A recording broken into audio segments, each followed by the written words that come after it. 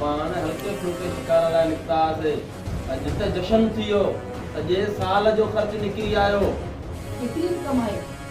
लॻभॻि 30 लख। सच्ची? जी पैसा पियल आहिनि, तूं गणे सघे थी। असल तोते भरोसो आहे। शाज़िया मथे में सूर पियो आहे, 1 कप चांहि प्लीज़। 1 कप छा 1000 कप चांहि जा तोखे मां पीआरियां। आख़िर अॼु मैदान मारे आया आहियूं। Thank U Shazia. ऐं ये बि चई आंदी आहे न। हिकिड़ो मिंट वेट, मां अॼु चांहि ठाहे थी अचां। Thank U. ओके।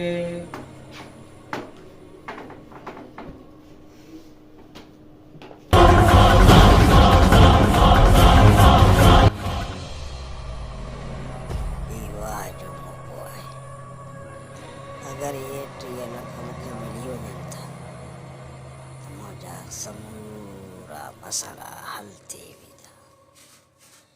हूअं बि हिन जे लाइ मां सिर्फ़ु क्राइम पार्टनर खां अलावा कुझु इहो ई बहितर आहे। हिनखे ज़हर पई हिते ई पूरो करे छॾियो।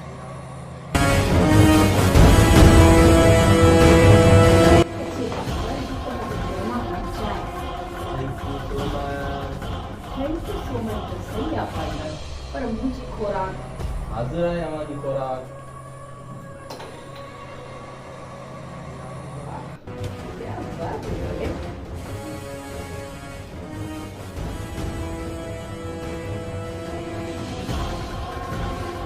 मुंहिंजे हथनि जी चांहि जो अॼु मज़ो कुझु आयो आहे।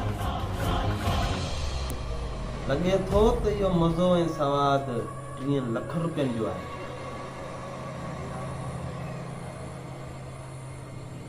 पार्टनर सही तो चए, अॼु कोल्ड ड्रिंक में बि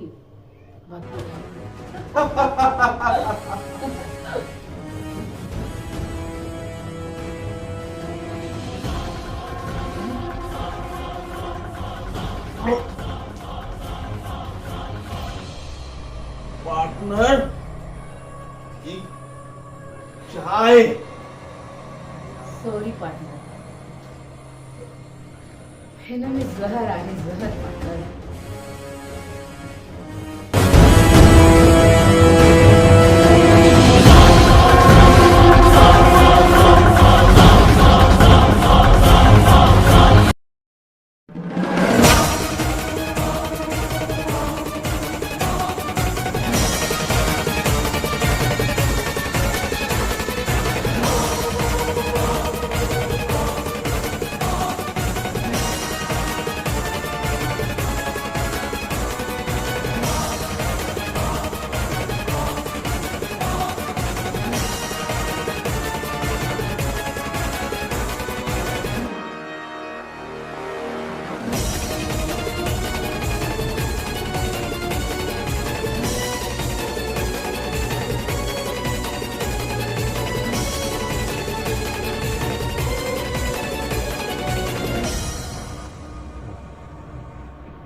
नो टेंशन पार्टनर, बस कुछ मिनट जी ॻाल्हि आहे।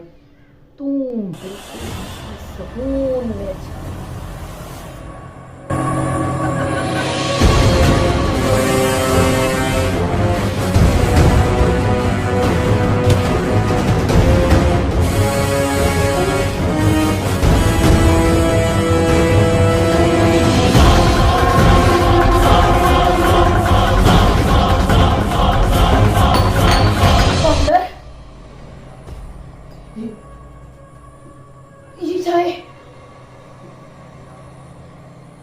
चाय पार्टनर। तूं छा समझो त मूं बि तुंहिंजी कोल्ड ड्रिंक में ज़हर जी ज़री मिलाई हुई। You shit partner, cheating। हाणे ॿई सुकून निंड कंदासीं।